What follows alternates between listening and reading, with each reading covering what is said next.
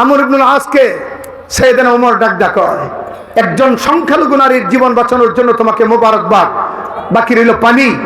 আমি নদীকে একটা চিরকুট লিখে দিলাম, এই চিরকুটটা একটা চিঠি নদীর বুকে রাখবা, ফয়সালা করবেন কে? আল্লাহ। একটু জোরে বলেন না। যখন নাকি চিঠির উত্তর চলে আসলো, আমিরুল মুমিনিন সাইয়েদনা ওমরের চিঠি, এটা যেন তেন হাতের চিঠি না, যাকে শয়তান ভয় পা। আল্লাহ নবী ডাকতে বললেন, সাহাবীরা শোনো, ওমর যেই রাস্তা দিয়ে যায় ওই রাস্তায় শয়তান কখনো চলাচল করে না। একটা মজার ঘটনা শুন বলবো? আরে ভাই কথা বলেন না কেন? সাহাবী বিদ্বেষী জামাতের নাম হচ্ছে শিয়া। আরে ভাই কথা বলেন না? সাহাবী বিদ্বেষী জামাতের নাম কি? আর শিয়ারা সবচেয়ে বেশি সমালোচনা করে আবু বকর এবং উমরের রাদিয়াল্লাহু তাআলা আনহুমা।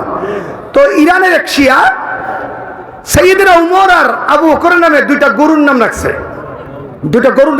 একটার নাম আবু বকর, একটার নাম উমর। আল্লামা জুলফিকার নকশবন্দি দামাত বরকাতুল্লাহ আলিয়া খুতবাতে জুলফিকারের ঘটনা আনছে। ঘটনাক্রমে ওই গরুর দুইটার একটা গুতা দিয়ে মালিক মেরে লাইছে। তো ওই এলাকায় একজন বুজুর্গ থাকতো, গিয়া দেখো যেই গরুটার নাম উমর এইটাই গুতা দিছে। সুবহানাল্লাহ বলবেন না?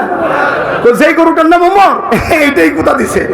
খবর নিয়ে গিয়া দেখে, হ্যাঁ যেই গরুটা উমর এটা গুতা দিয়ে মালিক মেরে লাইছে। আর হুজুর আপনি কেমনে বুঝলেন? নামের একটা তাসির আছে না? আমার এই চট্টগ্রাম আলারা ক ভাই বুঝি না, আপনাদের ব্রাহ্মণবাড়িয়ার তৌহিদি জনতার ইমানের স্পিডে মানুষ কেন?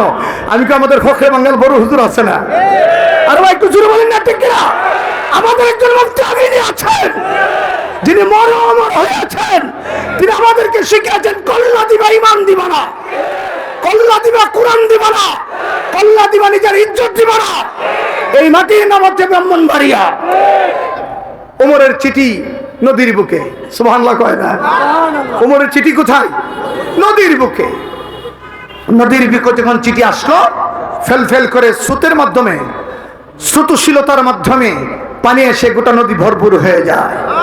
খ্রিস্টানরা ডাক দেখো, গভর্নর আমর ইবনুল আস কি কারিশমা দেখাইলা? চিঠি যেখানে রক্ত দিতাম, যেখানে নারী বলি দিতাম, মানুষটারও বাঁচাইলা।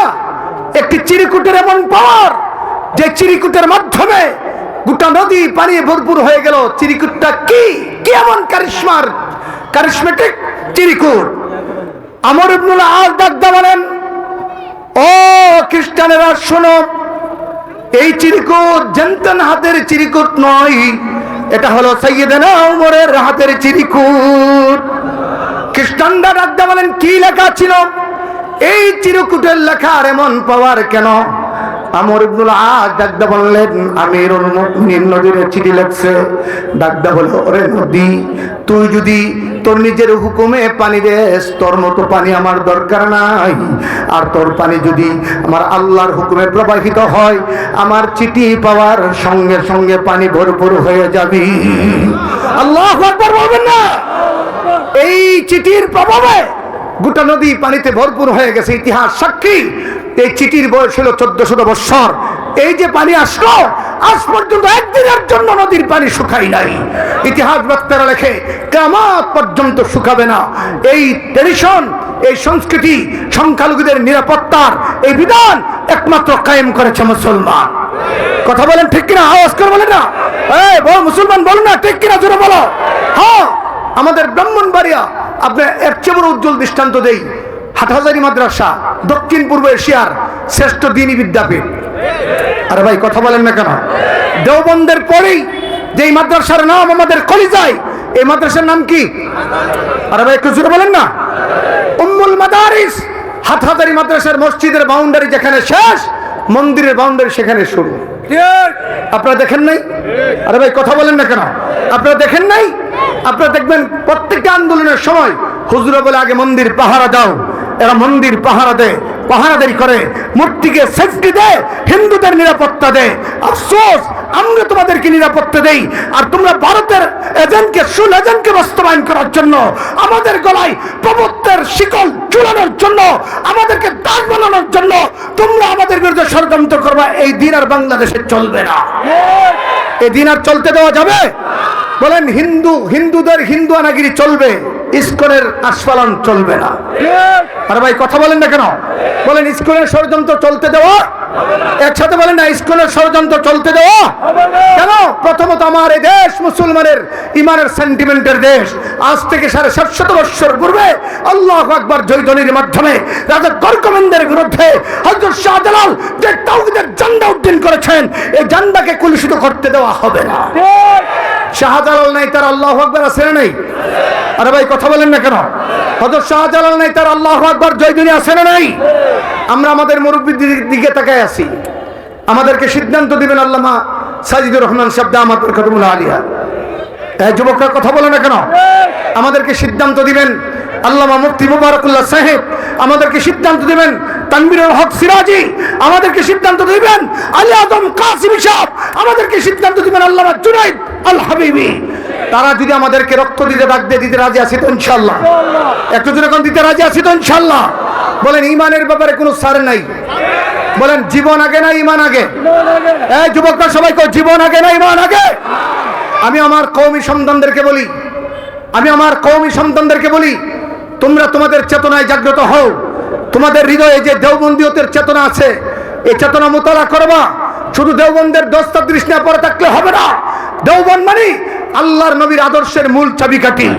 দেওবন্দে আছে হযরতে আশরাফ আলী থানভী রাহমাতুল্লাহ আলাইহির মতো খানকার একজন পীর, তার মতো একজন কলম সৈনিক। দেওবন্দে আছে খতমে নবুয়তের মধ্যে মুজাহিদ হযরত আতাউল্লাহ শাহ বুখারী। আরে ভাই কথা বলেন ঠিক কিনা? দেওবন্দ মাদ্রাসায় আছে হযরত আনোয়ার শাহ কাশ্মীরি রাহমাতুল্লাহ আলাইহির মতো জগৎ বিখ্যাত হাদিস বিশারদ। দেওবন্দে আছে ইদ্রিস কান্দুলবী রাহমাতুল্লাহ আলাইহির মতো মুফাসসির কোরআন। দেওবন্দে আছে হযরত হুসাইন আহমদ মদনীর মতো মধ্যে মুজাহিদ। কথা বলেন ঠিক কিনা যেরকম?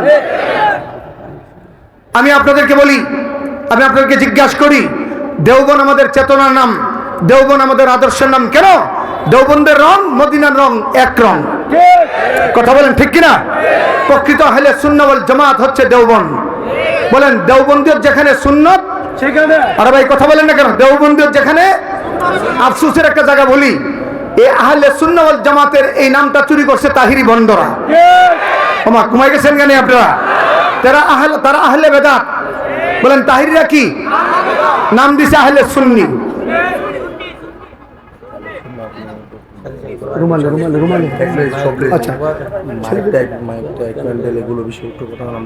আচ্ছা শেষ করছি। মাশাআল্লাহ, আপনি একটু পেছনে যান। শোনেন আমার কথা, শুনেন আমার দিকে তাকান। প্রকৃত সুন্নি হচ্ছে কওমি উলামায়ে কেরাম। এই নামটা চুরি করছে ভান্ডারীরা। জাহাঙ্গীর হুজুরে দেখছেন না, কদিন আগে যে ফানির নাম ছিল, দেখতে একটা জলিস্তির মতো মনে হয়েছিল। তারা নাম দিয়ে সুন্নি, অথচ সুন্নতের লেশ তাদের নাই, আছে বেদাত। গত কয়েকদিন আগে আপনারা দেখছেন সুলতানপুরের এই মুচরে তাহিরি রাতের বেলা ওয়াজ করে 8-10টা গুন্ডা সন্ডা লইয়া স্লোগান দিছে তুমি কে আমি কে, সুন্নি সুন্নি। মানে আমাদের এই যে সমন্বয়ক ভাইরা তাদের স্লোগানকে নকল করে সে নতুন ভাবে এদেশের মানুষকে আকর্ষণ করার পায়তারা চালাচ্ছে। আমি উবাইদুল মুক্তাদিদের 5টা কুত্তা তাহিরিকে বলবো, এই স্লোগান দিতে ব্রাহ্মণবাড়ি আসবা না। আর ভাই কথা বলেন ঠিক কিনা? তুমি না আওয়ামী লীগের দালাল আছিলা? তাই বলেন উবাইদুল মুক্তাদিরের পক্ষে সে ভোট চাই নাই? আর ভাই কথা বলেন না কেন? উবাইদুল মুক্তাদিরের চামচামি সে করে নাই। আজকে ডিসিআর এসপি মহোদয় বলেছেন তার ওয়াজ ব্রাহ্মণবাড়িয়া চলবে না, চলতে দেওয়া হবে। আর একটা কথা বলি, আপনাদের ভাদুঘর আসে আগ্রাবাদের একটা ভণ্ড সাহাবী বিদ্বেষী সাইফুর রহমান নাজামি, তার ছেলে ইমাম হায়াত, যারা নবীর সাহাবী আমিরে মুআবিয়াকে কাফের বলে। আওয়াজটা হয় নাই, একটু জুড়ে বলেন। এই সাহাবী বিদ্বেষীরা ভাদুঘর ঢুকতে পারবে না। এই ভাদুঘরের যুবকরা রাজি আছে তো? না, আমিরে মুআবিয়ার শত্রুরা ভাদুঘর ঢুকতে পারবে না। ঢুকবে তো পিঠের চামড়া উঠায় দিতে হবে। কারা রাজি হাত উঠে আল্লাহকে দেখাও। তাকবীর, নারায়ে তাকবীর। সাহাবা কেরামের শত্রুরা তাকবীর। তাদের আরেকজন সুলেজন আছে নাইম দৌলতবাড়ির। ভাই কথা বলেন না কেন? নাইমের আস্তানা মাটির সাথে মিশাইয়া দিতে হবে। বন্ধের আস্তানা ব্রাহ্মণবাড়িয়ার সীমানায় থাকবে না। রাজা আছেন ইনশাআল্লাহ। আমাদের শাইখ সাজিদুর রহমান হুজুর জানিয়েছেন ডিসি এবং এসপি মহোদয়রা জানিয়েছেন তাহিরির ওয়াজ ব্রাহ্মণবাড়িতে ব্যান। যেখানে পাবেন ইনফর্ম করবেন, পুলিশ ভাইরা গিয়ে ব্যবস্থা নেবে। রাজি আছেন তো ইনশাল্লাহ? এবার আপনাদেরকে জিজ্ঞাসা করি, এই মাহফিলটা চলার দরকার আছে না নাই? সবাই বলেন না, এই মাহফিলটা হওয়ার দরকার আছে না নাই? এই মাহফিলের পক্ষে কে কে আছেন দুই হাত উঠে আল্লাহকে দেখান। আল্লাহ এই হাতগুলো কবুল করেন। একটু জোরে বলেন আমিন। আগামী বছর এই মাহফিলটা হওয়ার দরকার আসেনি? আমি বাদুগরা আহলে সুন্নাহ ওয়াল জামাতের দায়িত্বশীলকে বলবো, আগামী বছর মাহফিলে মামুন ভাই আসতে হবে। তোমার কথা কয় না?